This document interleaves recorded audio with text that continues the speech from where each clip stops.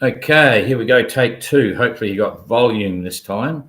And this is amazing. We just bought two brand new computers because mine's getting a bit old and it's smashed at the back, and long story. And I think the volume might be crook on that. Hoping the transmission's going right. Yeah, we've got a few people lining up now.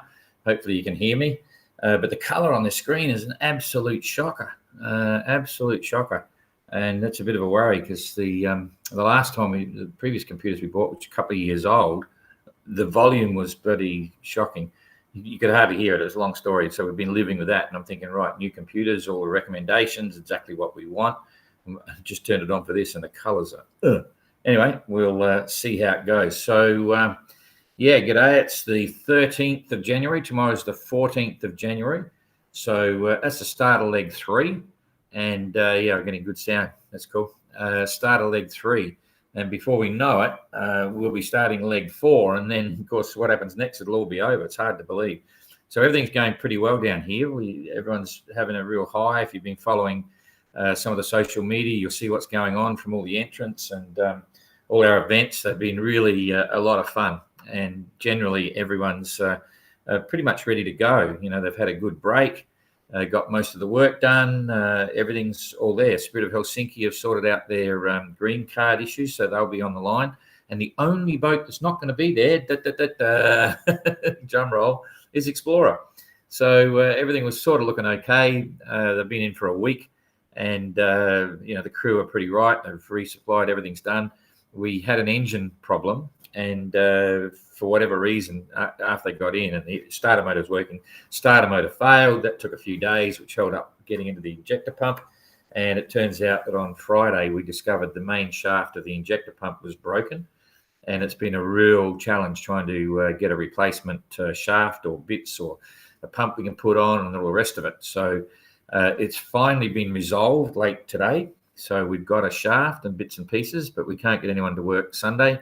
And that means they'll start to reassemble and make the various modifications to the pump and get it on sometime Monday midday, afternoon, something like that. So at best, Explorer will get away on Monday afternoon. At worst, it could be Tuesday morning, which is a total bummer, but that's life and boats and all that sort of thing. No other real news. We had last minute hiccups. Evrika was getting a diver on the hull to clean the bottom, and they found that they have an extendable bow thruster. So in other words, when it's up, it goes all the way up, and the hull is clean. And when you want to use it, going slow, you lower it down, and you've got a bow thruster. But it was actually sticking down, so it's been dragging for some time. So it's dragging. So Evrika had to be slipped and grind off all the edges and everything and glass it in. So they've glassed it in. So now it's a clean hull. So that was a trick.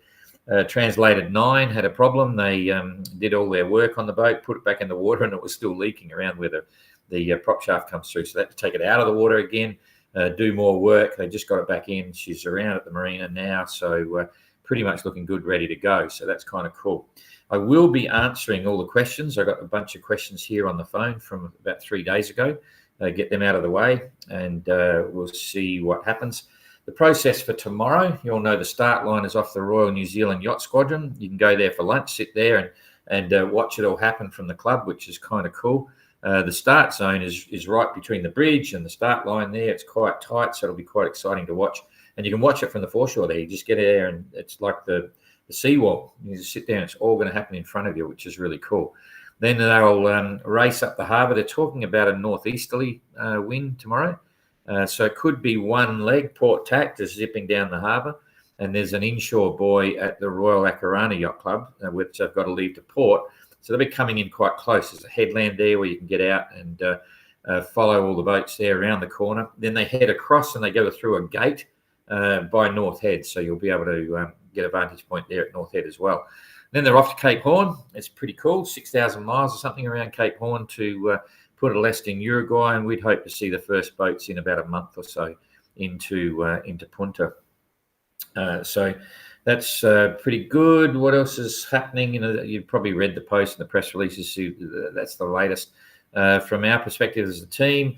Sadly, Ada won't be with us tomorrow. She's made a decision to carry on with another in another direction. So that's She'll be sadly missed tomorrow on the live coverage and everything. But anyway, that's part of the course. We'll be running the coverage. We've got myself, and we've got a Whitbread vet. We've got Marco will be there, Catherine off Explorer, and Jack as well. We'll all be in the Tiri, the Royal New Zealand Yacht Squadron boat that we've been using, and there'll be we've got about another 6 ribs going out. Steinlager will be out there. Lion New Zealand will be out there. The Breeze, which is the start vessel from the Maritime Museum here, actually started the Whitbread in 1977, I think it was. It was the first voyage to go out to start the Whitbread, which is a bit of fun, and some various charter boats and bits and pieces. So there'll be a lot going on. So try and keep up with that. I think that's probably getting close to being the things that I need to tell you. If you've got any questions on the start day, you can pop them in the comments, and I'll be back there with that, when I come to the end of this. So for now, I just need to get the questions, and they've all disappeared again. The usual story. Here we go. Okay, got it here. There's the live. I don't want to watch my own live here. I'm just looking for the questions, and then we can get into it. Here we come. There it is. Boom. And we go. Comments. We've got 23, and I want to go to the newest. Okay, so I haven't even looked at any of these, but I know some questions may have been answered with the press releases that were out there. I can't wait to see what the color is on this, because I'm looking at a white screen. It's like it's black and white. It's crazy. Anyway, Margaret, to me, the dishonest declaration of the skipper, translated 9, is the biggest offence. Are these declarations routine for every skipper at every post or every port? Yes, there's numerous declarations that we get to get the skippers to sign at different times. They sign a declaration when they're leaving now to say that they've done all the training and the boat's all ready to go, and they know the rules and regulations, and they sign another one when they get in, once they've finished the leg, to say that they've abided by the rules and they've done everything that's required. That way, if something untoward is found later on, we can go back and say, look, you've got a declaration, you said that, but this is what really happened. So there are numerous declarations starting from the moment you actually enter the OGR, years and years before. It's a very common process, because there is a lot of honour involved in the OGR. Even for our GPSs and chart plotters, you have to have them, but we just put a sun cover on it. So someone can pull the sun cover off and have a look. There's only 2 people authorised on the boat to do that, and they don't disclose the information to the navigators or the skipper and so on. It's just for safety purposes, because the AIS beacons, if someone falls overboard, all interact and come back through the chart plotter to help with the recovery. One here, what did translation do that led to the resignation of their skipper? I think you've probably read the post by now. I'd refer you to a few posts below this. There is a copy of the press release, and it details everything there. It was an unfortunate situation, but the biggest thing about reading that, and it's really important that you do if you've been following what's going on, a lot of the media are reporting it, but they're not giving you the story of the reason why we put these restrictions on sails. And the short story of that is that in 1977, Flyer, which won the race with a skipper by the name of Connie van Richthoven, he was a very wealthy guy. He was very professional. It's an amazing story. They did incredibly well to win the race, but he used over 50 sails, to win the race. He departed with about 25 sails. He blew out heaps of spinnakers, just bought all new ones when he got to Cape Town. By the time he got to Auckland, the sails were a little bit stretched, so he says, throw them away, buy a whole new set. And that's part of the game plan to win the race. Now, you can imagine right now, if you had 50 sails, most sails are running between sort of a small one, 3,000, a big one, 9,000, 10,000, something like that. You multiply that by 50 and you see what happens. So we put sail restrictions on the boats in numbers, in quantities, and then you have to do all your sail repairs yourself. So you've got to treat it like a round the world non-stop race. And that can, it's an even playing field that everyone signs up to the rule and so on. And it's a very interesting subject, but that'll give you the reason why we do that. And a lot of people really like it, because it keeps it an even playing field. Money's not going to win you the race, and you gear up to the event that you're doing with the rules that you've got. There's rules in life and there's rules in sport, and that actually came from Connie van Richthoven as well. I'll never forget it. This is a big question of the day, and I'm sure Don will go through it, about why the rule in the notice rate regarding sales. Oh, well, that's it. That's part of it. So with the restrictions, you've got 13 sails for a ketch rig boat, 2 masts, 11 sails for a sloop rig boat only, and they're all Dacron sails. You've got to build them strong because you've got to get them around the world. And the other thing then is, if any of your sails are over 8 years old, you get a 50% reduction in their count status. So you can have 2 sails that are 8 years or older, and that only accounts for 1 in the total sail count. And that's to a sustainability aspect, to get people to use their older sails, because cheapest when we bought our boat, bought Explorer, we had so many sails and they're really good. So it's encouraging to reuse them. All right.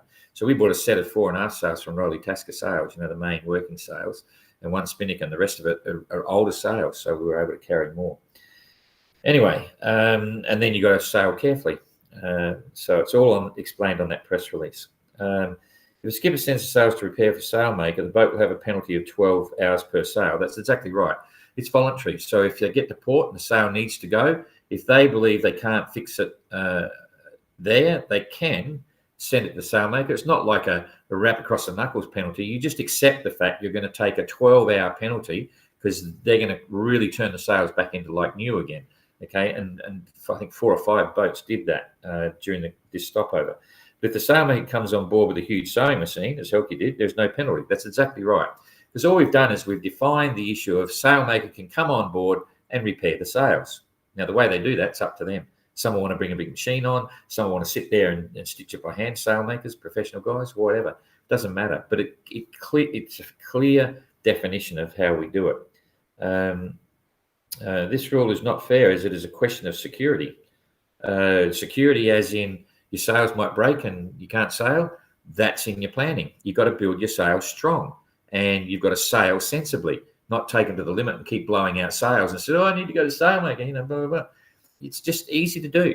In the Golden Globe race, okay, many entrants have sailed solo around the world non-stop, and they've used 3 sails: a main sail, a stay sail, and a genoa on furling gear, and never changed those sails for the whole race. All they do is reef them in and out, and the only other sails they've used is a couple of spinnakers up and down without touching a thing. 220 days, 30,000 miles, they're still going.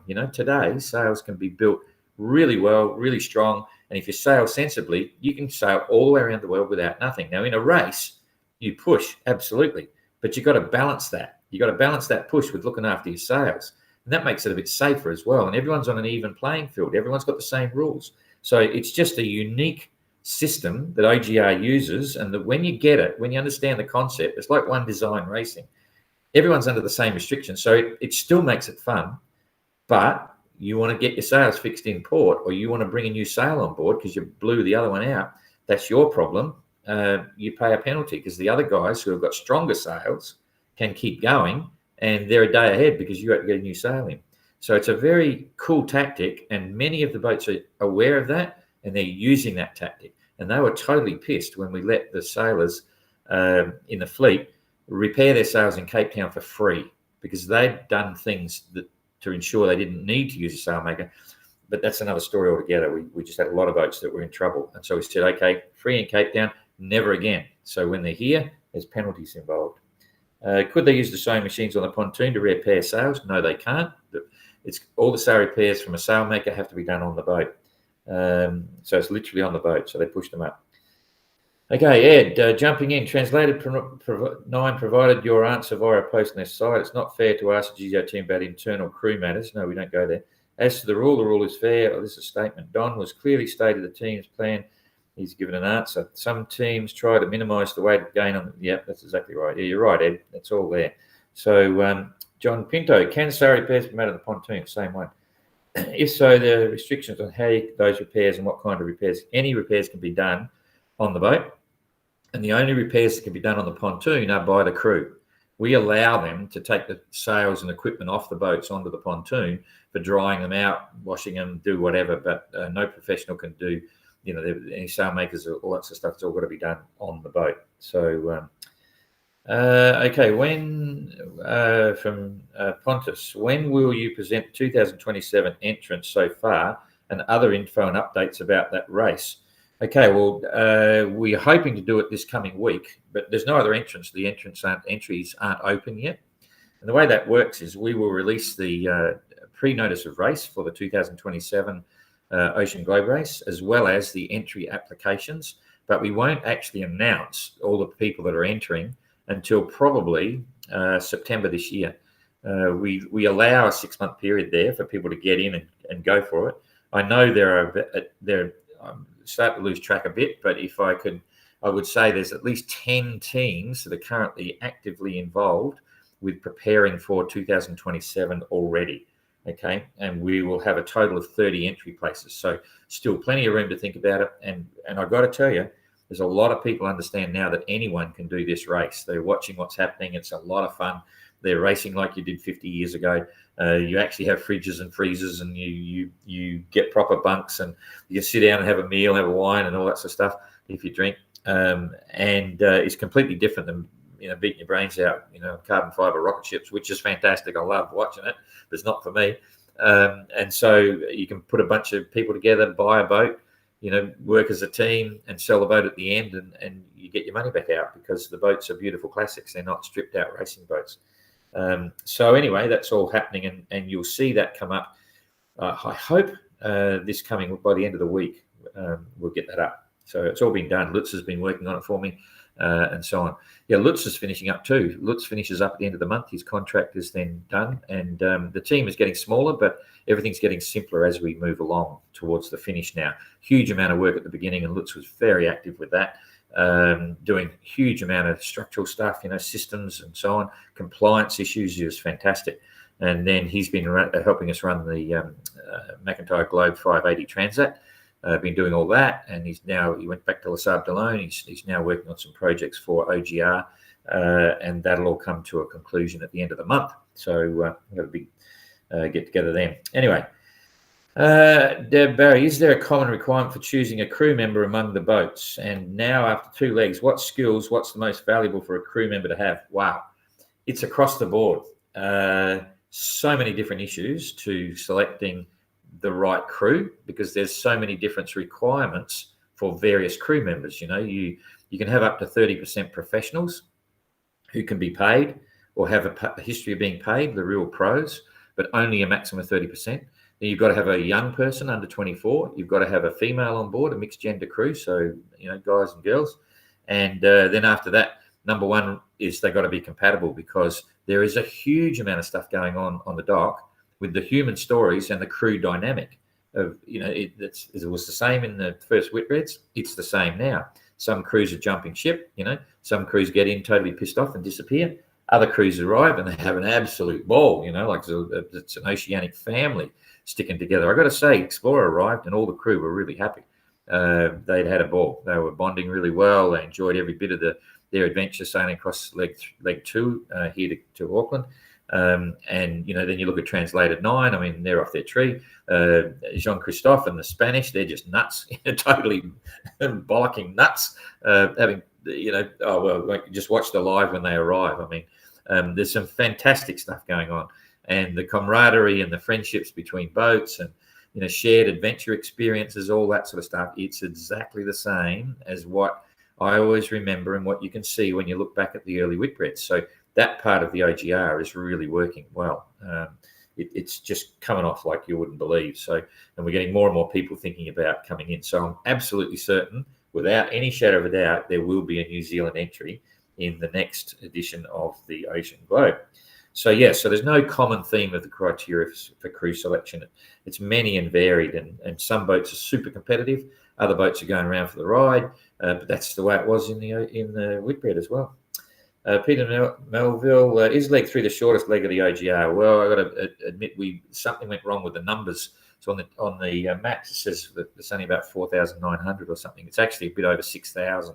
So it's not that much shorter than the rest, but I don't think it's the shortest one. The last leg might be the shortest, but we'll have to change the numbers there. Yeah, it's a bit embarrassing, that one. John, again, curious minds want to know, who are the people in the pics you posted of your old jeepers? Okay, posted of your old VW van, bus, combi, taken during your surfing days. Oh, I've got to be careful what I say there. We had just woken up. There were 4 of us sleeping in that van, and it was a fun night. That's probably all I should say. But the amazing thing was Karen, the young girl that's sticking her head out of the van, actually saw it. It's actually her picture that we had a laugh on that many years ago, and I put it up, and I was completely blown away. Hey,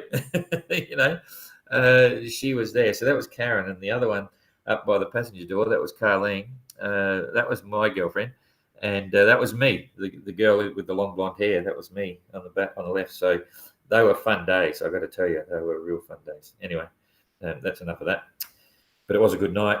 Anyway, John again. Has Peter Modern Passage Guardian stopped to say, yeah, actually he's there. He was there last night at the prize giving. He came up and said g'day, and I said, hey, look, we were really busy because we were not only running the night, but Jack and I and Jane, we had to issue a press release. So every time we had a spare moment, Jack had written the press release. We had to drop pictures in and do all that sort of stuff. So I never actually got to have a good yarn. But he came up for the event, which was kind of cool. So Peter, sorry I didn't get to follow through with that, but we were off the top. We were flat out last night doing a lot of stuff. It was a great night at the Royal New Zealand Yacht Squadron, and everyone had a bucket load of fun. There's a couple of things I should say. We do a lot of live videos, right? The Whitbread reunion was absolutely unbelievable. It had more of an atmosphere and more of a warm experience than we had in Southampton when we left, even though that was really good. This one was different. It was really together. It was just amazing. Lots of fun stories and so on. But what I want to say is it starts off a bit boring when you watch the videos, me screaming out, telling everyone to shut up, and then Barry and Peter have a go. And then partway through, Paul Kayard turns up, and Earl was in the audience, a shipmate of his. And there's a segment in there, an interview, or like just Paul came down and started giving us a yarn, on the things that happen, and Earl picked up on that. It's fantastic. We will cut it out and put it up as a separate standalone video, because it's just so much about what the Whitbread was, and how it used to be and all that sort of stuff. There was some really good things there. And I don't think many people will have actually got all the way through to see that in the middle, but it was wow. And then we had a lot of fun on the arena. That was one, and there was another one. Was it when we did the talent quest at the end? That was kind of fun as well. We thought it was going to be a fizzer because we didn't know how everyone would relate to it, but it went off well. So it was a fun night. Anyway, and by the way, Pete will be giving the entrance plenty of weather forecasting from Passage Guardian as well, which is as they sail across to Cape Horn. Okay, Roland, what happened with Translated 9 and the skipper? Could you explain clearly? 1,000 followers, please. I think you would have seen it now, Roland. You just read the press release below, because this question was before we issued that press release. Translations, for instance. Hello, penalties for repairing sails or other things in order to sail safely. Are they superior to the skippers or on sailboards? Not sure what you mean by that, Catherine. I'll just try it again. I've had to use translate. Penalties for repairing sails or other things in order to sail safely.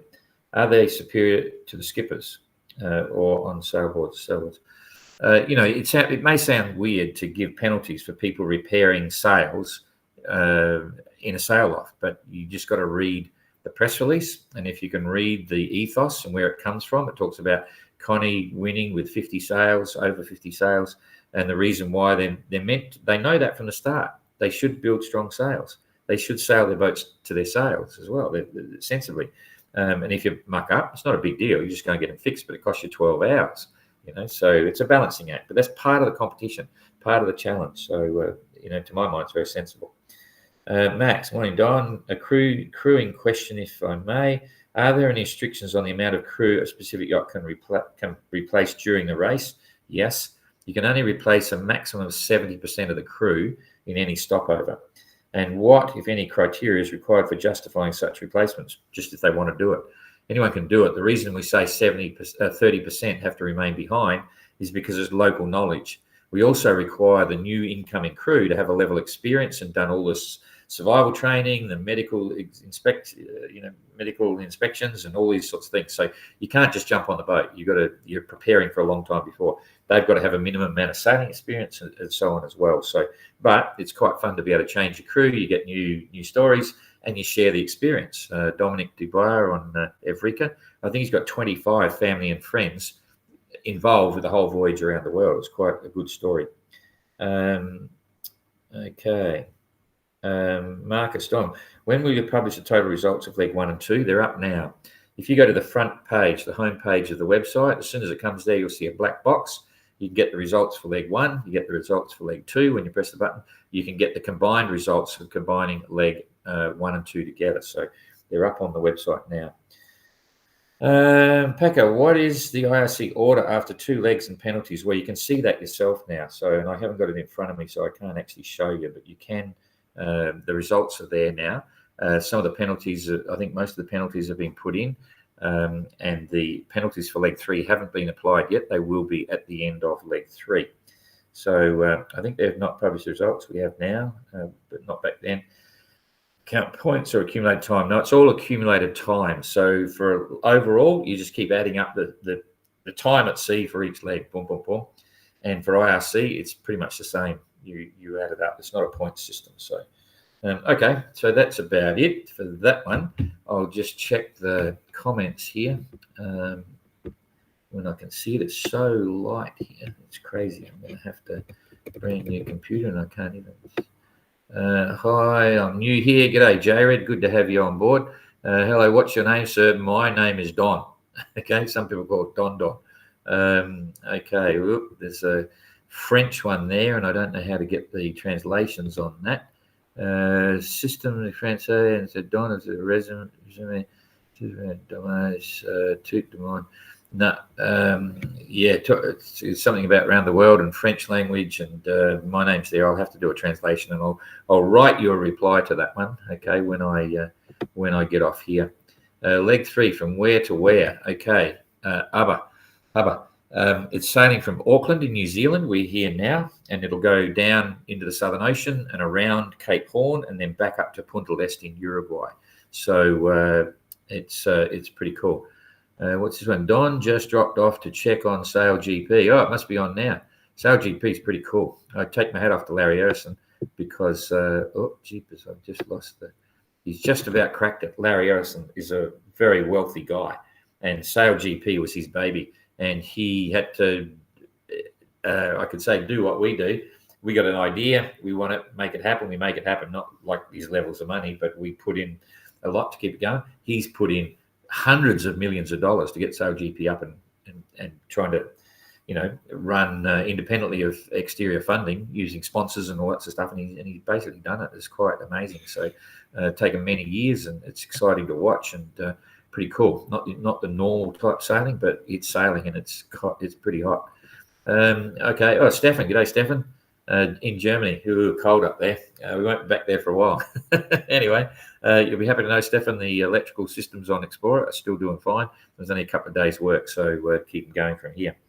Okay, what about the situation with Spirit of Helsinki from Marco? Yeah, Spirit of Helsinki's fine. There was an issue there, which you probably read about in the press release. That's now been resolved. They have a green card now, and they will be setting sail tomorrow with the rest of the fleet, which is great news because we were pretty, we wanted them in the race, but they had some obligations. They're one of the top boats, one of the hot boats, and with the various penalties now, it's starting to really make it quite interesting because leveling the field, Penjuic got 72 hours now. Translated 9 have got 72 hours, and that's changing the dynamic a bit. But it's going to be interesting to watch the top. And another GGR sailor, Simon Kerwin, who was the navigator on Translated 9 in the leg 1 and 2, he's now on as skipper for leg 3. So that was all unfortunate with the way that worked out, but nonetheless, everyone's moving forward well. So we're looking forward to a great race, and sad that Explorer's not there, but that's life. Okay, that's it. I'm gone. So we'll see you on the water tomorrow. Look forward to that. And you enjoy your weekend if you're over in France and Europe and stuff.